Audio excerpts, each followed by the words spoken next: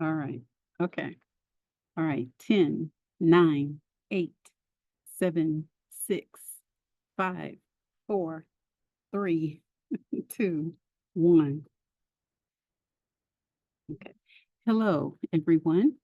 Again, my name is Mrs. Kietta Walker-Parker, and we will continue our series of looking at APA, which is by the American Psychological Association. Today, we're going to specifically talk about integration, source integration, that is, although we will maybe revisit some other elements as well.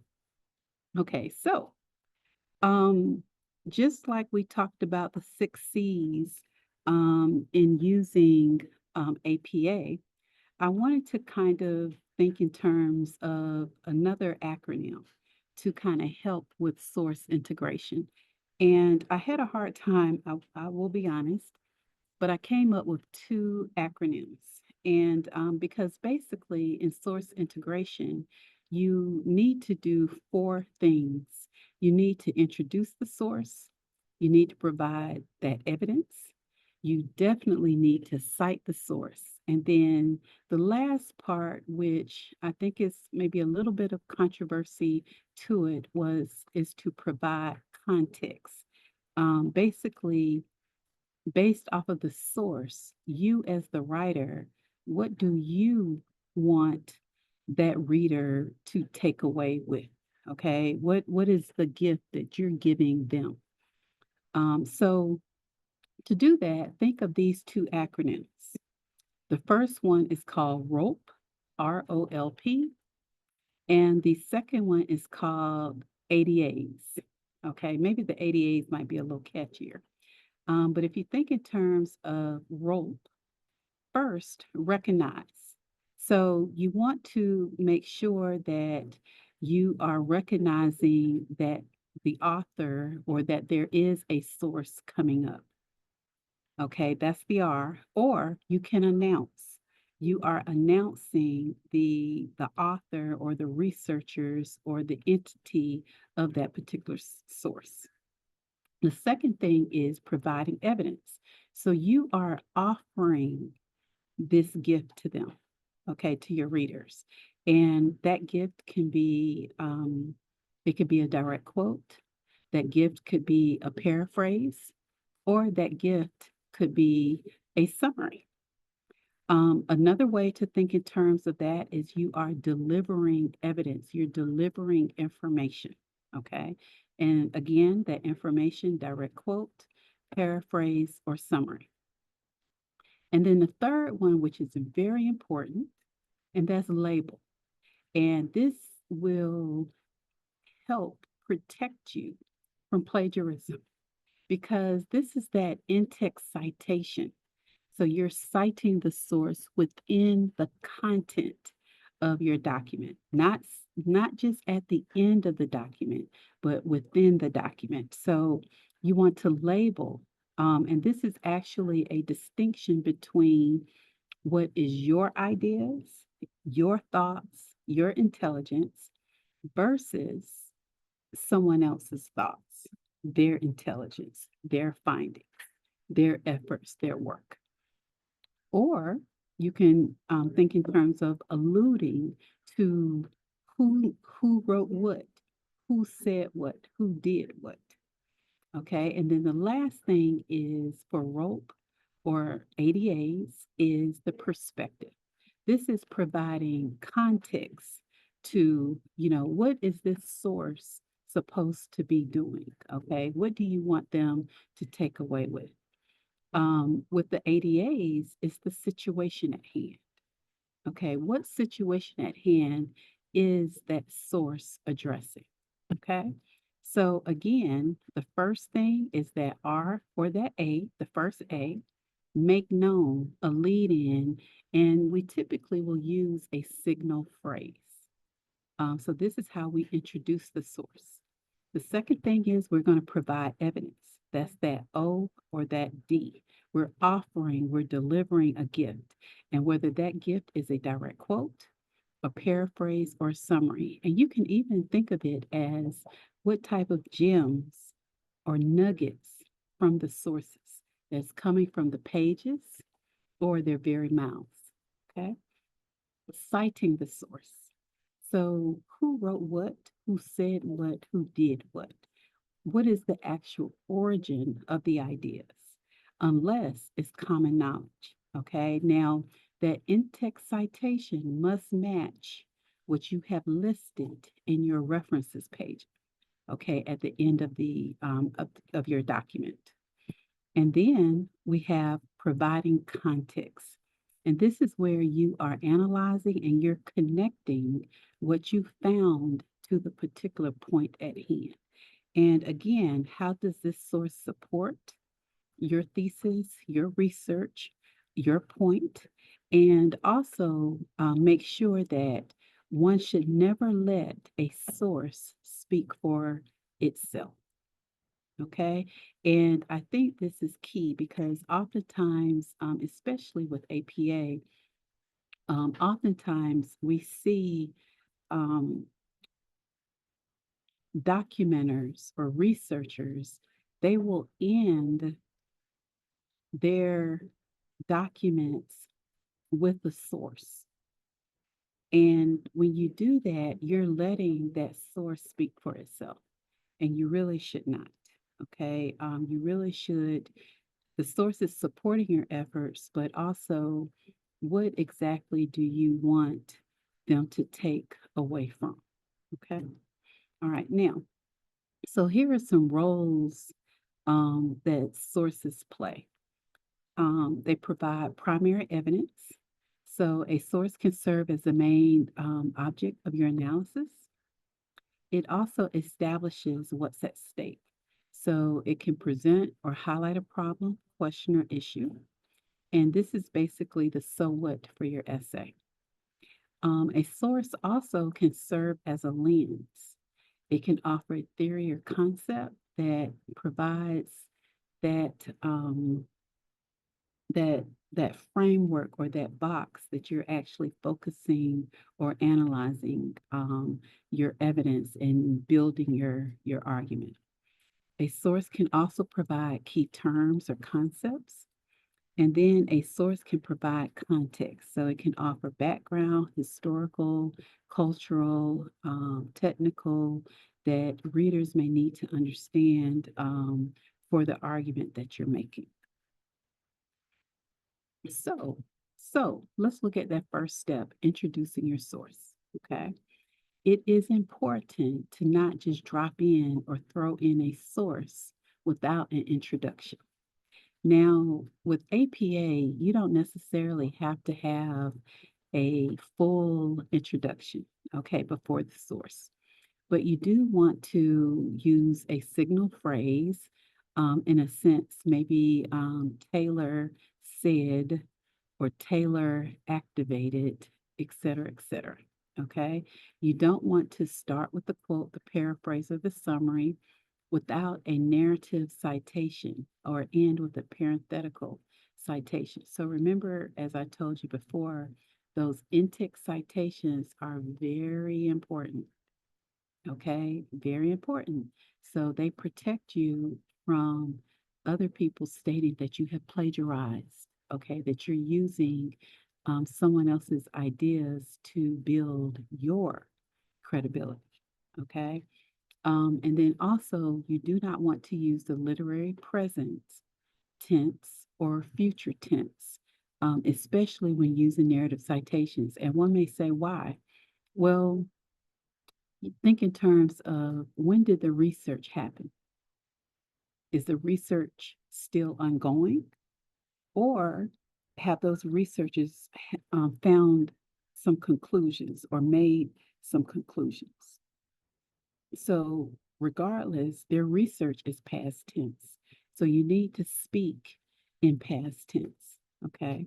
You do want to use signal phrases and you do want to format correctly. Now, this is APA, okay, the American Psychological Association. This is not Mrs. Walker-Parker's style. So you want to make sure that you know the format and that you're following the format, right? So now there are two distinctions. You can either have a narrative in-text citation, where that narration is the citation flows within the sentence. Okay. So for instance, Taylor et al. And notice APA, you're using the year, okay, or the date, or the year and the date, okay.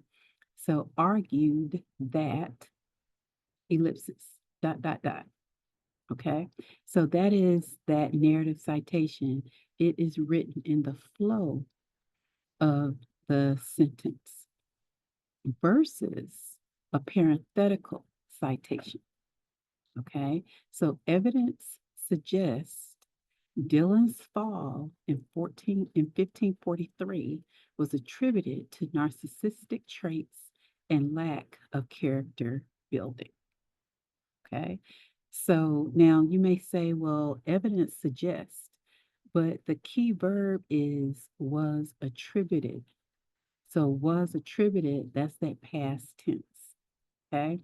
So evidence suggests, which evidence today that we know of, evidence suggests what we're looking at suggests that Dylan's fall in 1543 was attributed, past tense, to narcissistic traits and lack of character building. Now, where's that parenthetical? Opening parentheses, Taylor et al., period. The period comes after the all, comma, don't forget the comma, space, don't forget the space, and then the year. And then don't forget that closing parentheses. Now, punctuation must come after, especially if it's at the end of the sentence. Now, if your parenthetical is in the middle of the sentence, okay, you're not going to have an ending punctuation. Okay, so, but just note that the ending punctuation does not come before the parenthetical. Okay, so just note that, remember that, all right, and make sure again that you use past tense. Now, here are some other examples of signal phrases, and there are hundreds, thousands, tens of thousands, okay, but argued, noted, confirmed, emphasized, contended, acknowledged, observed, suggested, or claimed. The second thing is providing your evidence. So think of your evidence. These are your nuggets, your gems. So as you're researching, you're tasked with finding nuggets, finding sources. Okay. And those could be in the form of direct quotes, paraphrasings, or summaries. So, what's the difference? Well, direct quotes, these are direct, explicit from the researchers' mouths or, or specific from the documentation or the articles of those stated researchers. Okay. This can be what they said or what they did, found, added, amended, corrected, etc. And again, those could be signal phrases as well. Now, typically, you would not use a long direct quote, no more than 40 words or less, typically. Because remember, even though a longer quote might make your paper longer. But we should know that quantity does not make your paper better. You want quality. So, what part of that direct quote specifically speaks to the point that you're making? Okay. So, typically, 2 lines at the most, maybe 3. But APA looks at word count. So if your direct quote is less than 40 words or less, it will be written into the sentence.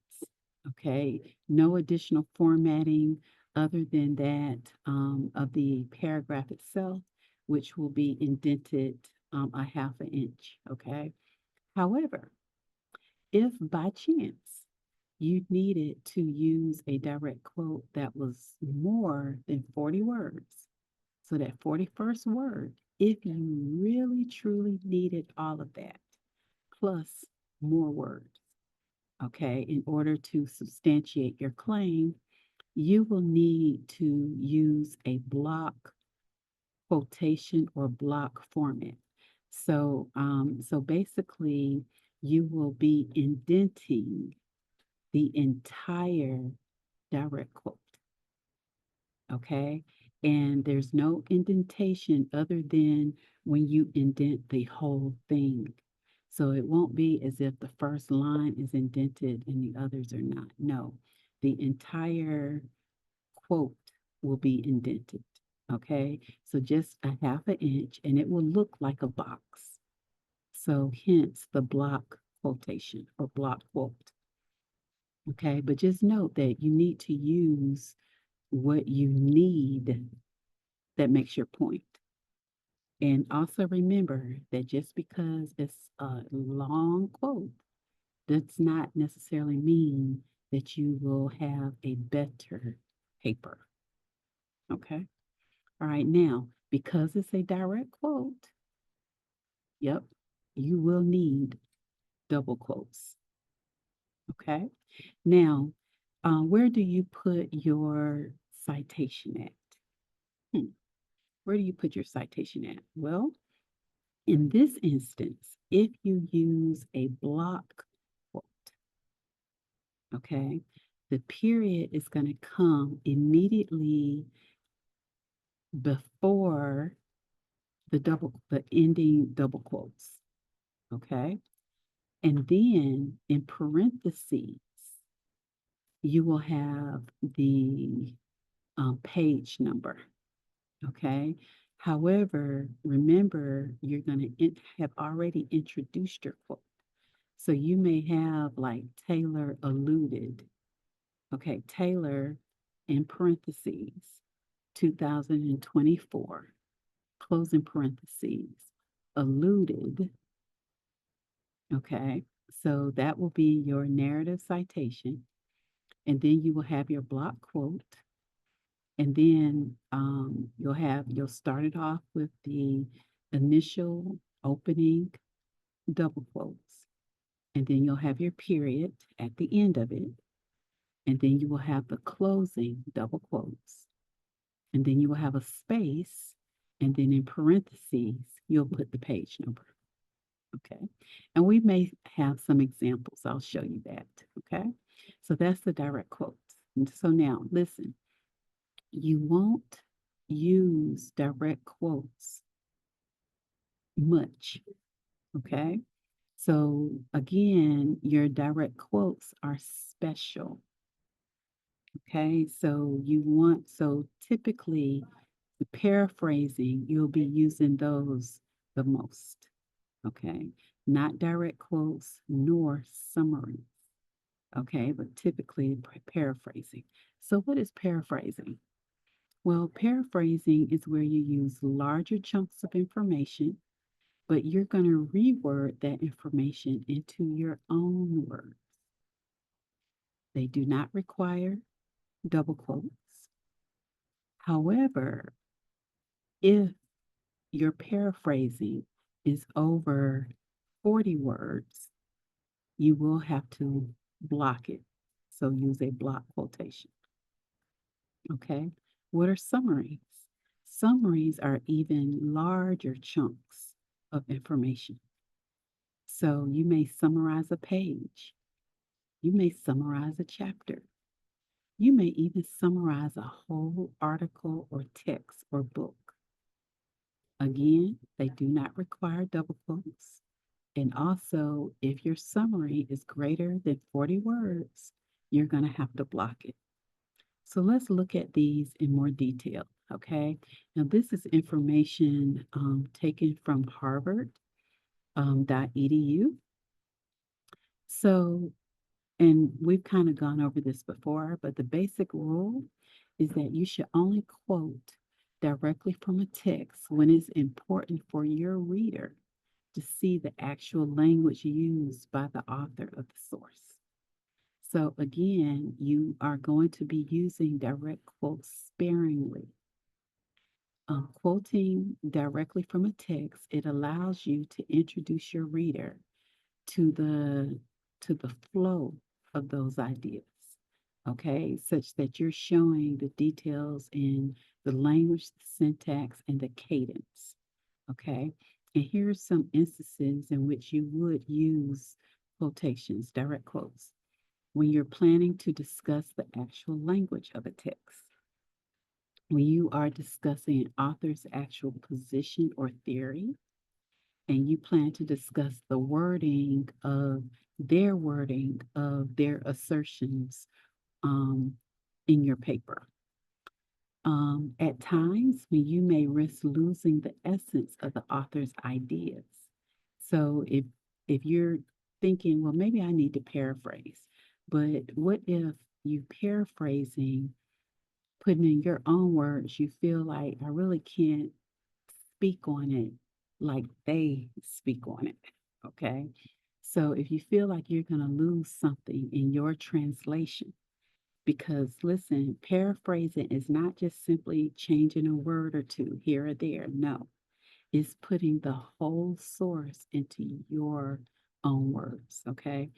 So if you feel that translating it or putting it into your words, that your readers will lose out on something. They won't quite get the essence. Then you do need to use a direct quote. Okay. And then last, when you want to appeal to the authority of the author, there's some people that, a direct quote speaks volumes. Okay. And doing anything less than that will lessen the urgency, the significance of that quote. Okay. So if we want to hear from former President Barack Obama, who can do better than him? Okay, so we are going to want to quote him. All right, okay. However, we're not going to quote a whole book or a whole page of him either. Okay, so all right, so keep note on that. Now here's an example. Okay, so on the morning after Ted Lavender died, First Lieutenant Jimmy Cross crouched at the bottom of his foxhole and burned Martha's letters. Then he burned the two photographs. There was a steady rain falling, which made it difficult, but he used heat taps and sterno to build a small fire, screening it with his body, holding the photographs over the tight blue flame with the tip of his fingers. He realized it was only a gesture. Stupid, he thought. Sentimental too, but mostly just stupid. Okay. So that's the whole text. All right. So if we wanted to use a direct quote, we're only going to take the essence of that. Okay. The essence that will support our point. Okay. So here it is. Even as Jimmy Cross burns Martha letters, he realizes that, double quote, it was only a gesture. Stupid, he thought, sentimental too, but mostly just stupid. End quote. Okay. And notice that because this is less than 40 words, is written into the sentence. There's no need for a block quote. Okay. Now, also notice that we have the double quotes, we have the page number in parentheses. Okay. And then we have the period after that. Okay, now you may say, well, how could this be written in APA? Okay, is this APA? All right, so what would we need to do? Okay, for that. All right, how could we put this in APA? Okay, so what we might do is after that 2023, Okay. APA depends on the author and the year. So we would have O'Brien, okay, O'Brien, comma, 1990, comma, 23, okay, or P23, I believe. That's what we would do for APA, okay, because this is a book, okay, of text, okay. All right, okay. So let's see. Okay, so now a paraphrase, and we've talked about this a little bit, but this is where you're restating the source's ideas in your own words. And again, this is from Harvard as well. So anytime you use an author's words and ideas in your paper, okay, you should make it clear to your reader why you are presenting this particular material from a source at this point in your paper. Okay, you should also make sure you have represented the author accurately, that you have used your own words consistently, and that you have cited the source. So, again, make sure that you always cite your sources. That in text citation is very important. Okay, why? Because with a paraphrase, as well as we'll learn later with the summary, you will not have double quotes. Okay, so there's no indicator that these are not your words, okay, and someone else's.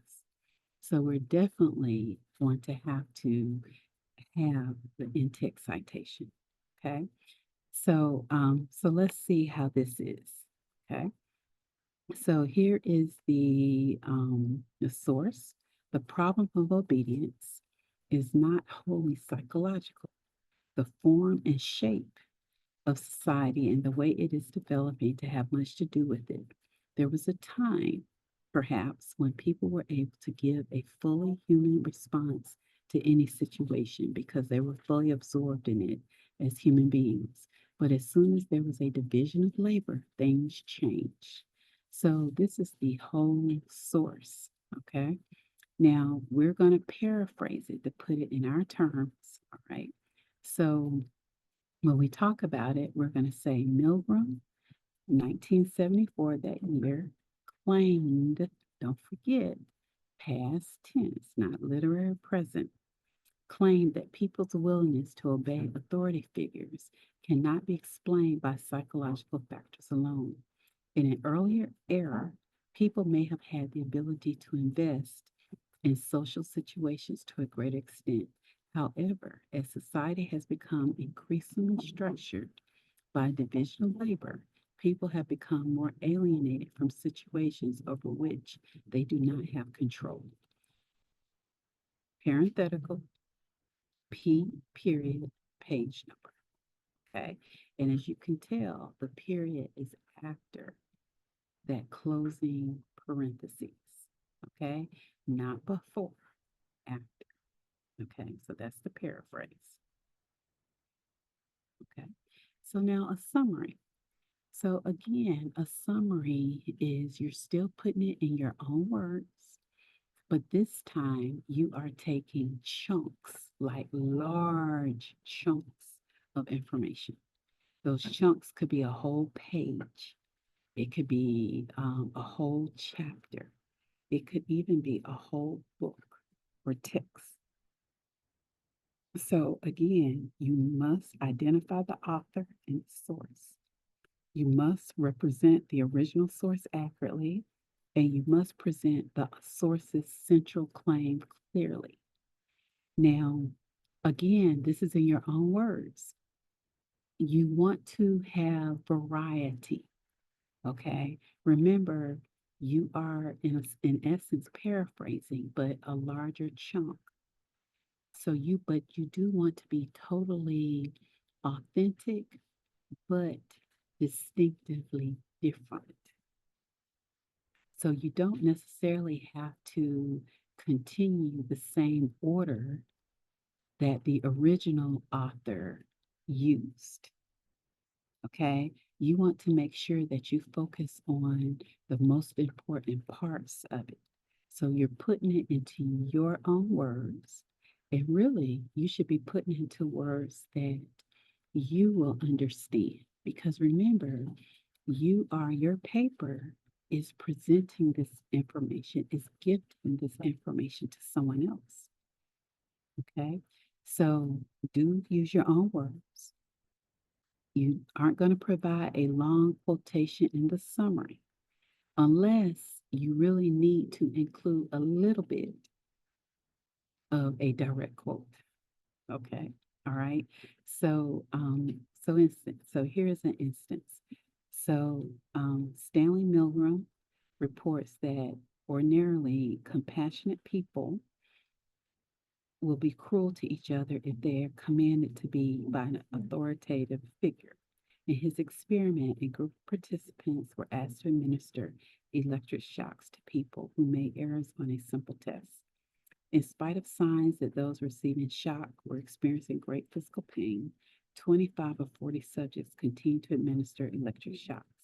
These results held up to each group of people tested. No matter the demographic, the transcripts of conversations from the experiment reveal that although many of the participants felt increasingly uncomfortable, they continued to obey the experimenter, often showing great deference for the experimenter. Milgram suggests that when people feel responsible for carrying out the wishes of an authority figure, they do not feel responsible for the actual actions they are performing. He concludes that the increasing division of labor in society encourages people to focus on a small task and eschew responsibility for anything they do not directly control. Okay, so now that's a lot. So, how could we put this in our own words? Okay, so that will be your task.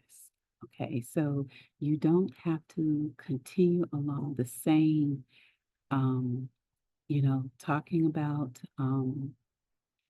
how compassionate people are being cruel to each other.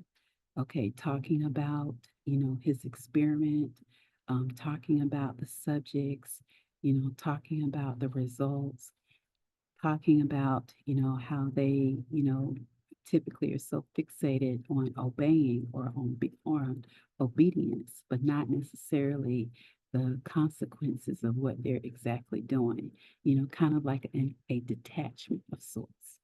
So, but that's what you would do. You would use that word detachment. You could, because again, you're presenting this information, you're summarizing it in your own words. Okay, so you don't necessarily have to use, and you should not. You want to be distinctively different, but you still want to keep the same sentiment that the original author did. Okay, and again, you're going to use past tense. Okay. And then you're also going to want to have that parenthetical at the end. Okay. But as you can tell, unless there's a particular piece that you want to quote exactly, okay, you don't have to do that. Okay. You can just simply summarize it, but you need to make sure you include that in text citation. Okay. So, how do we, let's talk more about the in-text citations, okay? So, the narrative. So, um, okay, so the narrative citation. So, you don't want to drop in your narrative without an introduction, okay? So, you definitely want to make sure you include the author. If you don't have the author, what do you use? Hmm.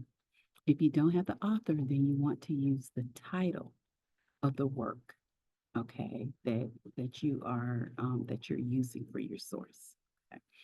Um, yeah, okay. So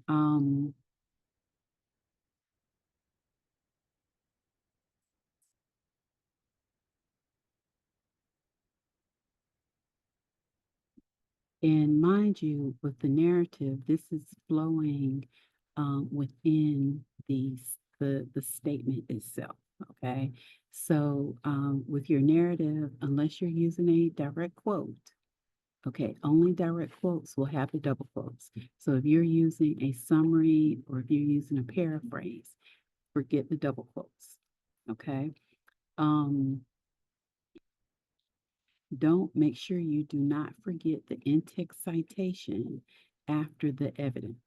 Okay, so you definitely want to do that. So, and then make sure that you do not forget, you don't forget you after the in-text citation.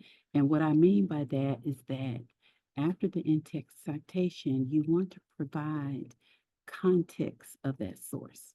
And this is your job. So remember, you don't want the source to speak for itself. You want to make sure that your reader knows how they should be interpreting that source based on the context that you give them. Okay. And also make sure that you do not use the literary present tense or future tense, especially when using narrative citation. So these are don'ts. Okay. Don't just drop in. Don't just don't forget the double quotes. Okay. But only use them if it is a direct quote. Summaries, paraphrases will not use the direct quotes. Okay. Make sure that after you've presented the evidence, that's that direct quote, paraphrase, or summary, that you have that in-text citation. So if you've introduced it with a signal phrase, then at the end of it, you need to have the page number. Okay. Um, Again, don't forget your words, your context after the in-text citation. And then make sure that you do not write or speak in literary present tense or future tense. Okay, remember when you're citing sources, that work, that research has already been done. So it's past tense. Or if the work is continually done and you're speaking of what is ongoing, then you may use present tense. Okay. Now, with the parenthetical, okay, make sure you're cognizant of the strength of your evidence. Okay. So do make sure that you're cognizant when you're using your sources. What is the strength of your evidence and what is the strategy? What is your strategy? And that's going to impact possibly the order and also the sources, the type of information that you use. So if it will strengthen your paper, use a direct quote. If you've used too many direct quotes, you're kind of lessening the strength, the authority of your paper, truly. Okay, so limit the direct quotes, use more paraphrases. Okay, summaries next, direct quotes third. Okay, make sure that you have double quotes for direct quotations. And if there is a quote within a quote, okay, if there's a quote within a quote, you will use the single quotations within the direct quotations. Okay. So, for instance, if I'm repeating what someone else said, okay, so if I'm repeating what someone else said, what they said will be the single quotes. What I'm saying would be the double quotes. Okay. Be cognizant of your format, be cognizant of your word count, because if your sources go over 40 words, that 41st word, you have to block it, a block quotation, and it will look like a block. Okay. Be cognizant of your context for your source. Okay. Don't forget that. And mainly use past tense, which we talked about. So, in a nutshell, in order to make a clear, effective argument, you need to make sure to distinguish between your ideas and the ideas that come from your sources. Okay. And it's important to use sources because when we use sources, it's not just what we say or what we found, but we're also showing our readers that other people have alluded to exactly what we are alluding to, or based on what other people have done, they have provided the background, the history, the context into what we are doing. So, so look at when we use sources, our sources should strengthen our paper.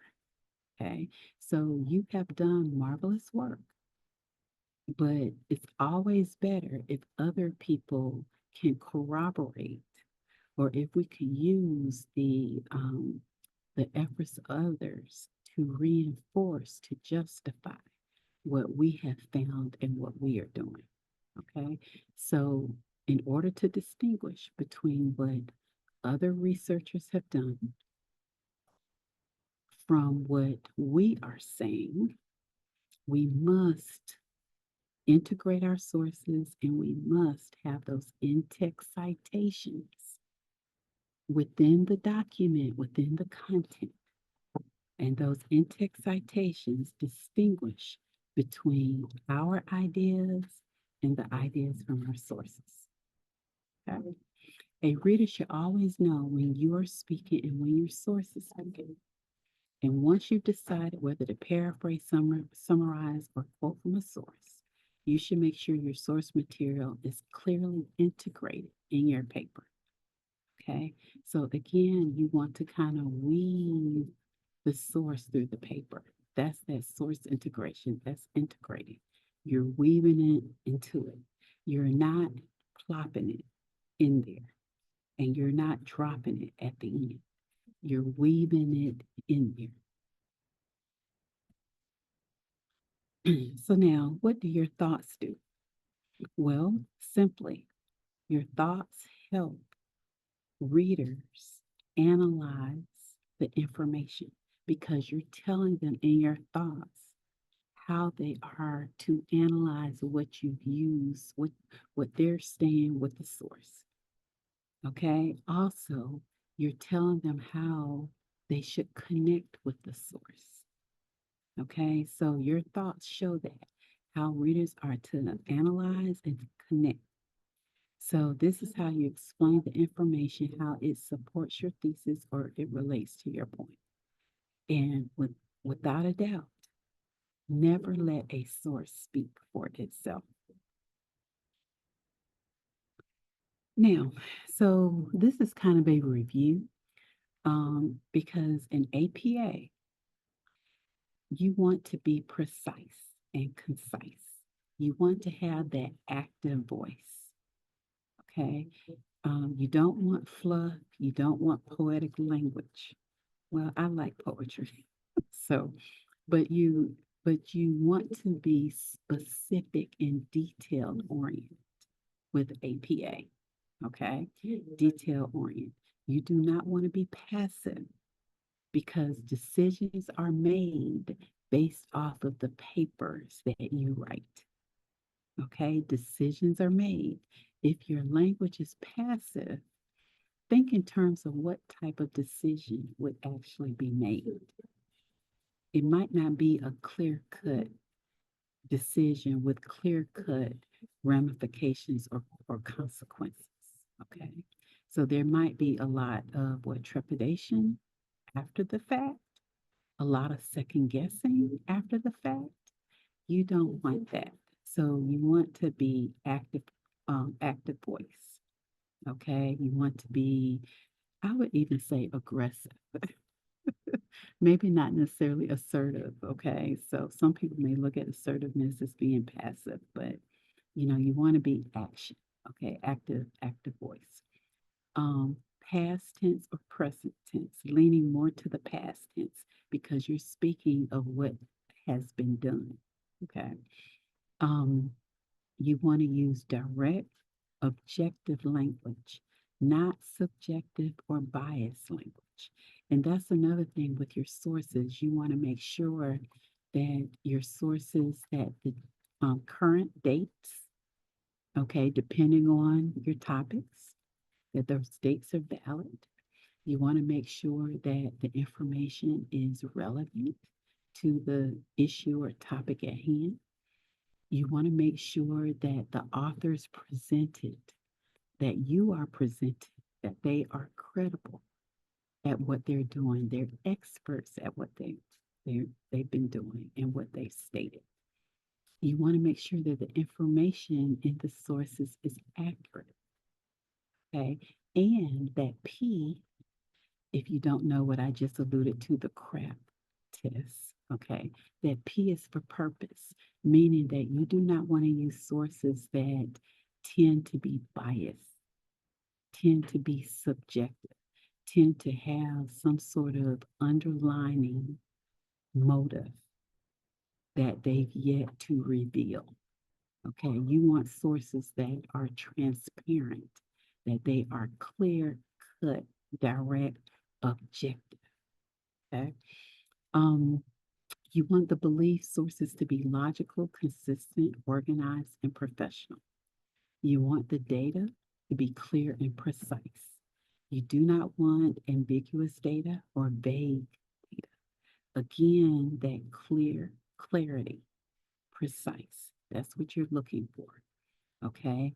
And you also want sources that present information in a respectful way. Okay, that preserves the dignity of everyone, not just a few. Okay, so you want your data to have integrity. Okay, integrity. All right, let's see.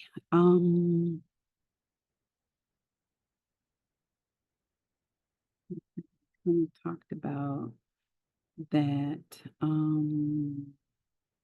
Let's see. So this particular slide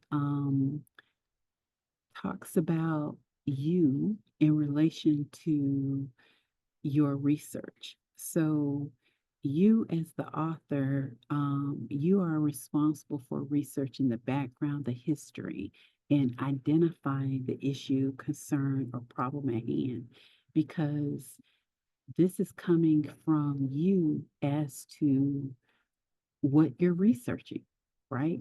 So, in order for you to do a really good bang up job, you have to be vested in what you're writing, invested in what you are researching.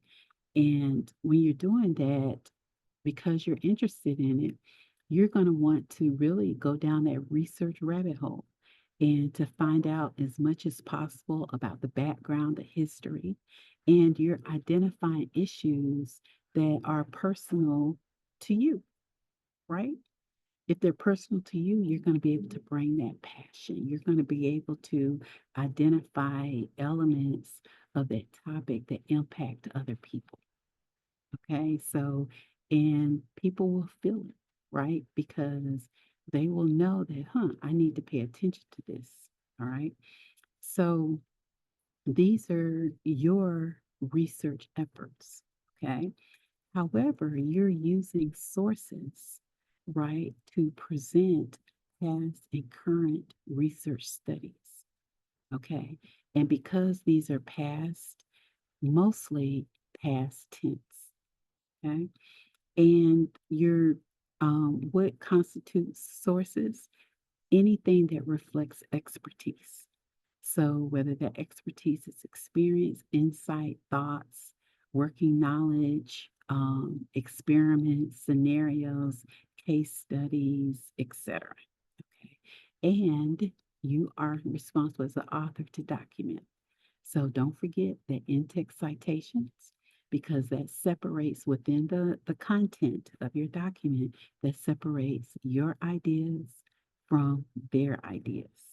Okay. And their ideas are just supportive measures of your ideas. And at the end of the paper, you're going to have a list of the sources that you use to write your paper. And for APA, we call those references. So what's in the references section? And so that's the list of sources listed in APA. Okay, so this is just kind of a wrap up with source integration. So you have your author, the credibility, the source title, publication, and purpose. You have the excerpt, direct quotation, summary or paraphrase, the in-text citation where there's narrative or parenthetical, and then your thoughts.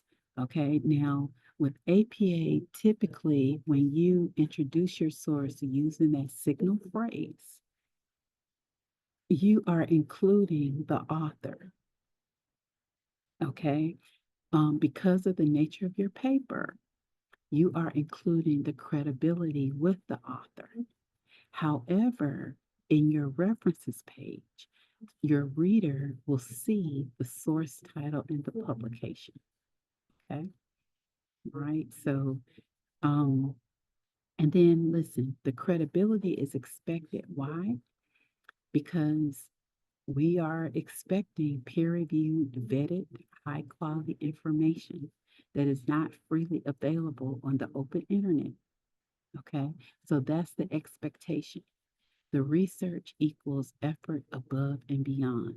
So we are expecting when we see a paper in APA, the expectation is that the research, the work has been done. Okay. So that's what we're expecting. Here are some database. Let's see here, a slide on databases. And again, databases are good because these are accesses of information that have already been filtered for accuracy, which saves time. And then the sources are presented in an organized, authoritative way. And oftentimes these are current sources. And oftentimes they are built using citation tools. Okay, so databases, they present, authority and reliability. So giving you access to scholarly, peer-reviewed articles, expert written content, ensuring high academic integrity. Whereas general search engines may lack that quality control.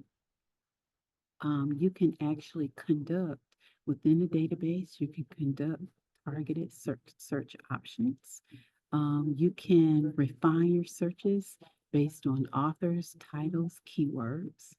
You can even define your searches by subjects, publication dates, source types, academic journals, newspapers, etc., etc. With the databases, you have exclusive access to content. So, because typically institutions, we're here at Alabama A&M. Alabama A&M provides its students with access to over 30 plus different databases. Okay. So you can literally be here where I am in Huntsville, Alabama, in the Writing Center, and I could literally be um, looking at a source provided by a database, and that source could somehow be cataloged in a library somewhere clear across the country or clear across in another world, in another country. Okay. Enhance efficiency. So, provide tools to manage your citations, efforts to create bibliographies. We can filter results based on your academic needs. And as I stated before, currency and credibility. Okay, so these sources are generally kept up to date, offering accurate, vetted information from reliable sources. So basically, fact checked sources. Okay, so um, remember credibility, um, the remember reputation, remember quality versus quantity. Okay, remember time equates to effort. And I'm going to plug this in that some people may disagree. No Wikipedia or anything wiki. Okay. If you do use Wikipedia or wiki, find that information, use that as a springboard. use that Wikipedia or anything wiki to see just what other people are doing or thinking. Okay. But then try to find that same information in a peer-reviewed, vetted database. Okay. Peer-reviewed, vetted database. Because remember, it's your reputation that's at stake. Okay. And that is a error here, refutation. That's opposing viewpoints, but you can find those in a database as well. Okay. So refutations. All right. However, remember credibility and reputation. Your reputation is at stake. So use a database. Now, here are some of my favorite. I'm going to, how much time? I'm going to show you two of my favorites. Okay. My first database, okay, that I was introduced many, many moons ago was the Purdue OWL database from Purdue University. And I love this database. This is actually my favorite. But here you can see that it has information of two of the most popular um, guidelines, APA guide, as well as the MLA guide. But we're going to click on the APA guide. So all you need to do is go to owl.purdue.edu and click on APA guide. Now, as of today, February 25th, 2026, we are on the seventh edition. Yes, the seventh edition. Okay. So that's the most current guideline. But they also give you access, I believe. You have to look, but if you prefer the sixth edition, you can get access to that. But I like current. Okay. But here over here, you can see how it gives you the general format of APA. All right.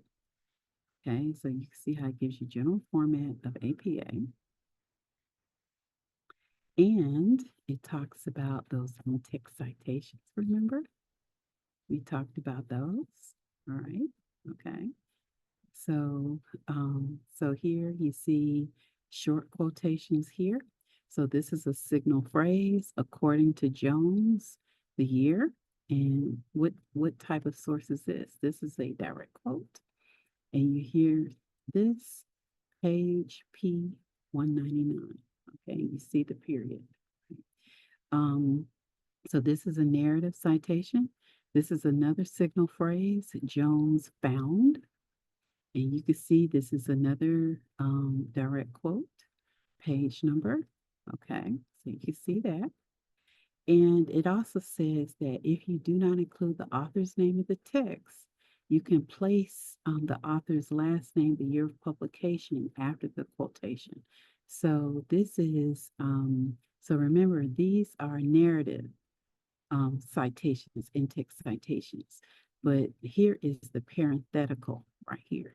So here you see the parenthetical. In the parenthetical, everything is in the parentheses.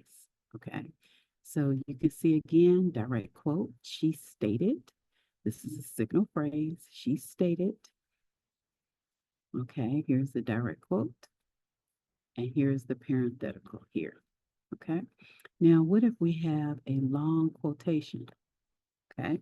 So long quotation, remember I told you 40 words or longer. Okay. Then you have to put them in a box. So this gives you an idea of this box right here. You see where this oval is? All of this is that box. Okay. This is the box quotation. And you can also tell that it is indented just a half an inch. Okay. But it's all of it. Okay. And if you can also look, I don't know if I can, oops, there it is. Okay.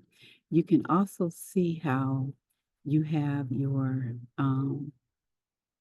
signal phrase, Jones's 1998 study found. Okay, remember past tense. but look at the end of it. So in the block quotation, you're going to end with a period, and then you're going to start your parenthetical, and you're going to put the page number. So the parenthetical follows the ending punctuation. Okay. However, if it's less than 40 words, you will write it into the sentence. So then that ending punctuation would come after the parenthetical.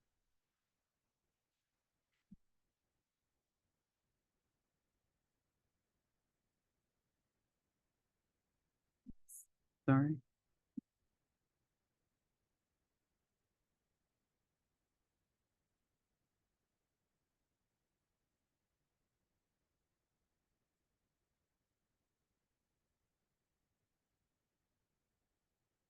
All right. So those are long quotations. All right. And then also, let's look at some more examples of in-text citations. Okay. So your in-text citations are also going to depend on the authors. Okay. So let's see. I went to the same one.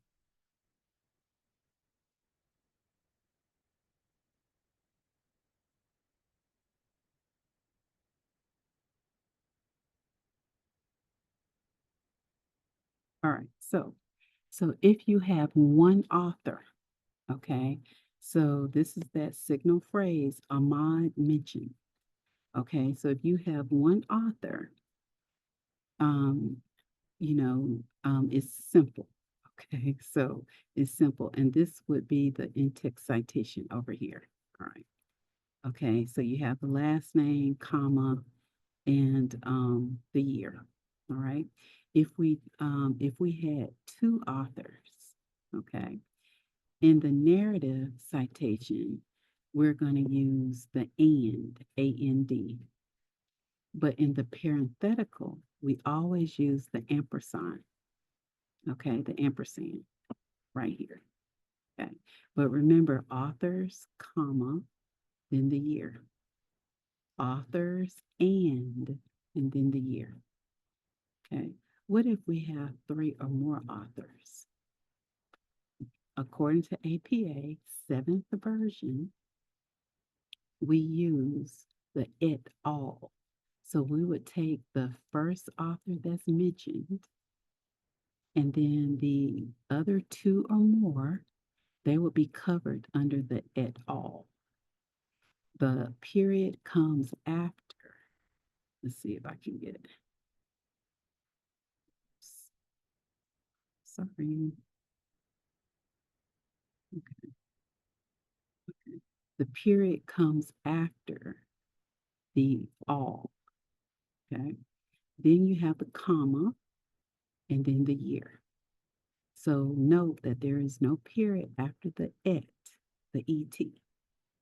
Okay, so this is a parenthetical citation. Everything is in the parentheses. Here is a narrative citation. You have Kernis et al., period, and then you just have the year in parentheses. Okay, all right, so that's the signal phrase. Kernis et al. Suggests, but we would say suggested, past tense. Okay. All right.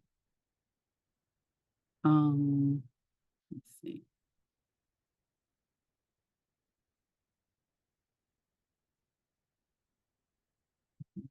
Now here they are spelling out all of the names. Why? Because Jones and Smith are very similar to Jones, Smith, Ruiz, Wong, and Stanton. So, in order to differentiate these two, because these are two different sources, but it appears as if they have at least two of the same authors. Then in this case, they're not using that at all. Because if they use et al. Here, it would be Jones et al. Okay, but how do you distinguish that from this source, Jones et al.? Okay, so this is where you have to use all of the different authors here. Okay, all right. And so here you can see they made another distinction here to avoid ambiguity. So in the parenthetical, this is the narrative, but this is the parenthetical here. Okay. So they're using the et al. After that third author. Okay. So after Liu, the et al., and then after the third one, Ruiz et al. Okay, so you want to be cognizant because it's very important because your in-text citation should reflect your references. Okay, it should really point directly to your references. Okay. If you don't know who the author is, it is okay. In this case, you will use what you have, which is the title. Okay, so you would use that. All right. If the author is an organization, you would use that organization. Okay. All right.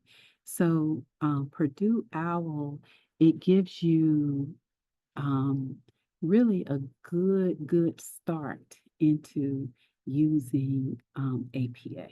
Okay.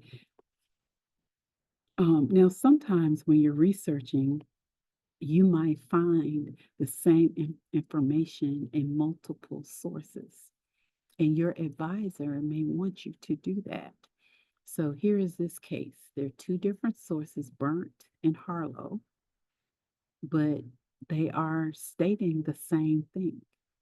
So in this case, or the same idea, in this case, you would still, and this is a parenthetical, you would still have Burnt, comma, 2002, but you're going to use a semicolon to separate the two. Okay. All right. What if you do not have a date? If you do not have a date, you use what you have. Okay. And that is ND. Okay. You use what you have. Right. What if your sources have the same last name, but they're different authors? Okay. Then you use the first initial.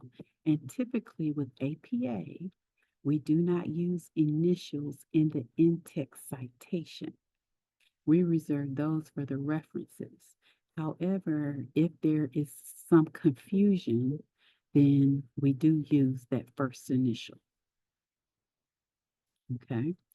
And what if that same author, okay, um, pretty much said different things, but in different years? Okay. So basically, two different sources, but the author is the same. Well, in this case, we will use A and B after the year. All right.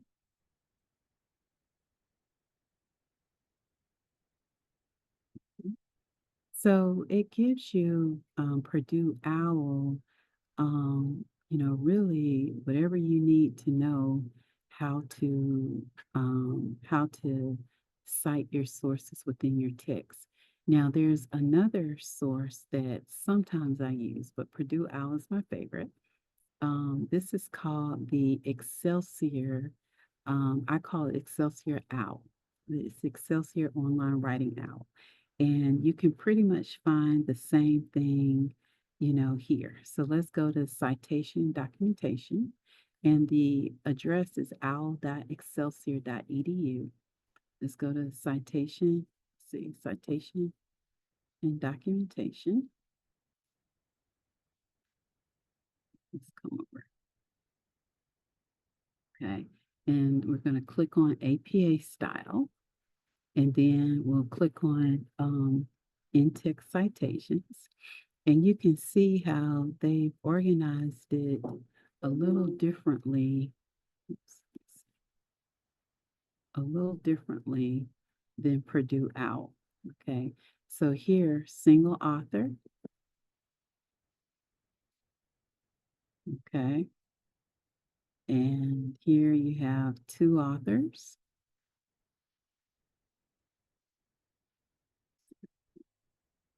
okay, two authors.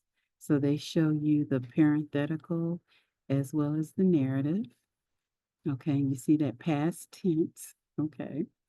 Um, and then here, if there's three or more,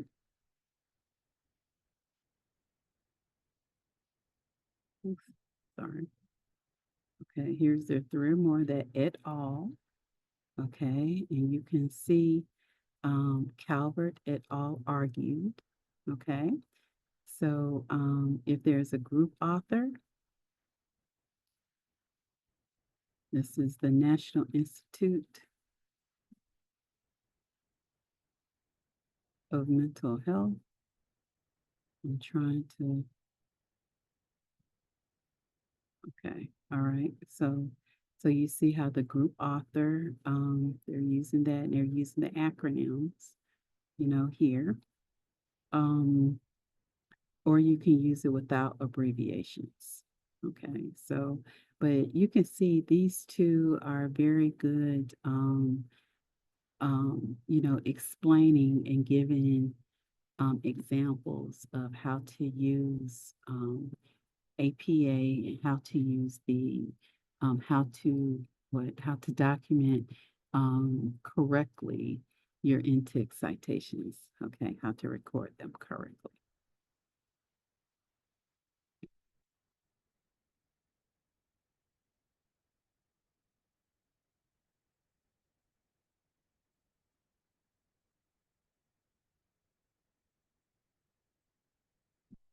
All right, and these are just some slides where, I show you the the narrative citation, Walker and Taylor, 2025 advocated, Walker, Taylor, and Smith. Okay, so two authors, three authors. Um, well, we just learned that with APA, um, three or more, you're going to use the et al. Okay, so uh, let's see. Okay. Um, these are organizations, okay, Mothers Against the Discontinued Use of Fluoride, MADF, okay, organization. And then the references. So what we will do, I think this will pretty much end our discussion, our talk about source integration. And our last, for March, we may have another one in April, I'm not sure. But what we will do in April, what we'll do in March, we will actually go over actually documenting using APA so that the detail, where the periods go, the parentheses go, the capitalizations, what's not capitalized, the italics, we will go into that. So, but without further ado, thank you so much for your time today. I hope that these two sessions so far have been very beneficial to you. And again, I am Mrs. Kiietti Walker-Parker. I am hailing from the right place that we know affectionately, but it is the Writing Center, Alabama A&M's Writing Center on this beautiful campus. And I wish you all a great evening and enjoy integrating your sources using APA. Ta-da!